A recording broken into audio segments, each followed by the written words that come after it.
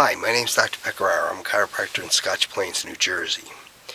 And I'm going to try to explain in this video by use of an example the difference between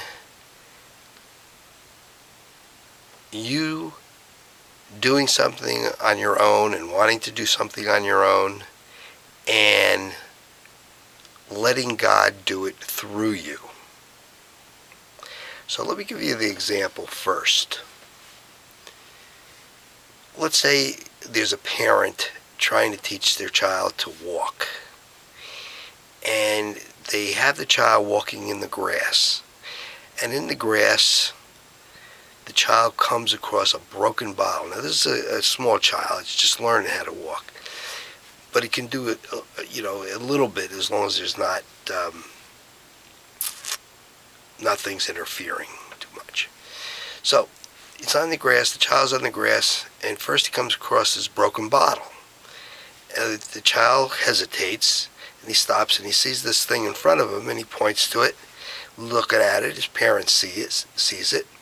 And so the parent, who's representing God in this thing, and the child is representing a human being, the parent sees that the child's hesitating, he sees the problem, and he performs basically what you'd call in real life a miracle. He picks the child up, carries him around the bottle, and puts him on the other side. The child didn't have to do anything.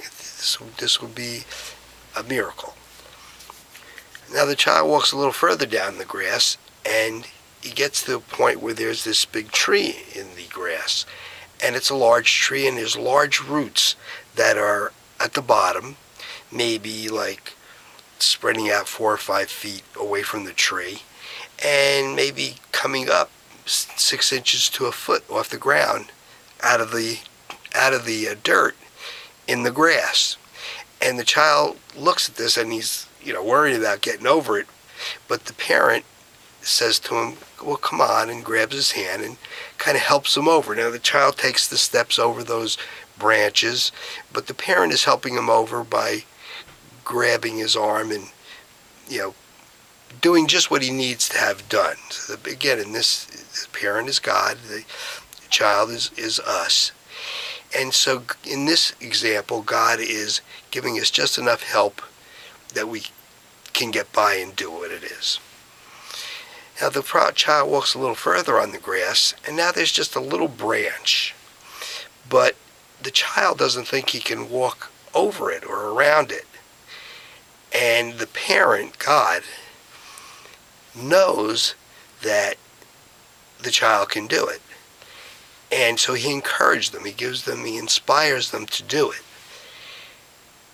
Because now here's the difference.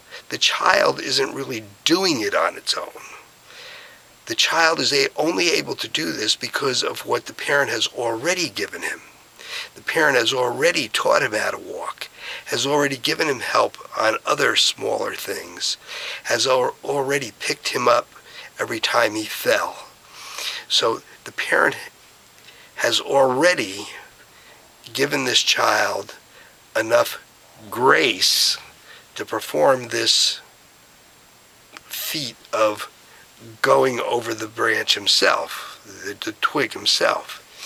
And so it's really not, the child really isn't doing it on his own. He's doing it based on what the gifts and the grace that the parent, God, has already given. God's grace is enough. He doesn't need any more than he already has. And because of what he already has, now he can handle this little dilemma. Whereas if the child thinks that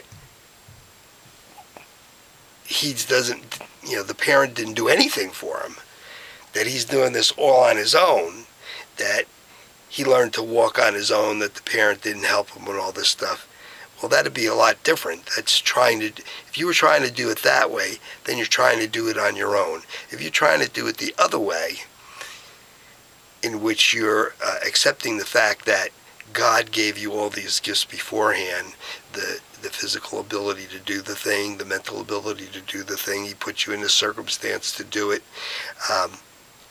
gave you the stamina to do it, and is also helping you assert to do it. If you can visualize and understand that as the child, as the person, then you're letting God do it through you. And the process becomes much easier and